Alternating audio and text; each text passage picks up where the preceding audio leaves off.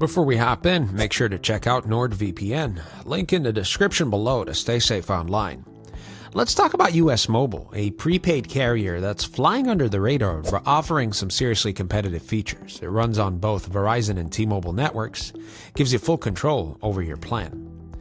Now you can go with unlimited plans and build your own with exact talk, text, and data amounts. Their unlimited premium plan includes 100 gigs of high-speed data, 50 GB hotspot, and perks like Disney Plus or Spotify, all for around $50 a month. The pros? Excellent coverage and speed, since you can choose between networks. It's got great customization if you're on a budget, solid international roaming on premium plans, and some of the best customer service in the prepaid space. No joke. Now the cons. Not all phones work on both networks. Compatibility can be tricky.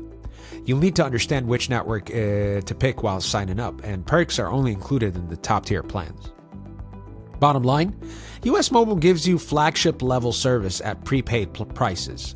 If you like flexibility, want real customer support, and don't mind customizing your plan, it's one of the strong options out there now. Let me know if you've tried US Mobile, and hit subscribe for more honest, straight-to-the-point reviews exactly like this one.